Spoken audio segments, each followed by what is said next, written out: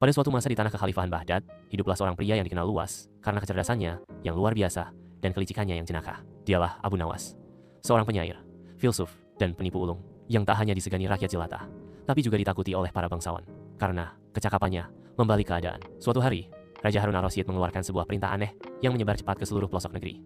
Ia melarang siapapun untuk tertawa selama seminggu penuh. Barang siapa melanggar, maka ia akan dijatuhi hukuman penjara. Alasan dibalik perintah ini tidak diketahui dengan pasti, namun masyarakat yakin bahwa sang raja tengah dirundung duka yang dalam. Kabar ini pun sampai ke telinga Abu Nawas.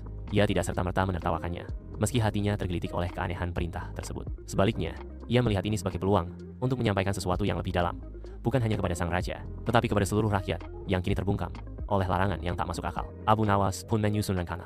Ia berdandan seperti pengemis gila, dengan pakaian comang camping namun penuh warna, rambut yang dibiarkan kusut, dan wajah yang sengaja dihias dengan cat seperti badut. Ia berjalan keliling kota sambil melakukan hal-hal konyol, berguling-guling di jalanan, berpura-pura berpidato kepada batu, bahkan mencoba menjual udara segar dalam botol. Tentu saja banyak orang yang tak kuasa menahan tawa.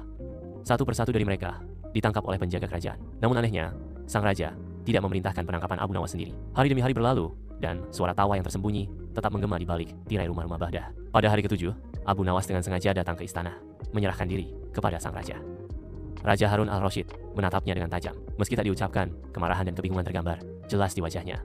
Namun Abu Nawas hanya berdiri tenang. Sang raja akhirnya menyadari bahwa Abu Nawas bukan sekadar melanggar aturan, tapi menunjukkan betapa tidak manusiawinya hidup tanpa tawa. Bahwa dalam duka pun, manusia membutuhkan pelipur lara, dan seringkali, tawa adalah jembatan terbaik menuju harapan. Setelah keheningan yang panjang, sang raja memerintahkan agar larangan itu dicabut. Hari itu juga, Baghdad kembali hidup dengan suara tawa yang merdeka. Dan Abu Nawas sekali lagi dikenang, bukan hanya sebagai orang jenaka, tapi sebagai pembawa cahaya di tengah gelapnya kebijakan yang membebani.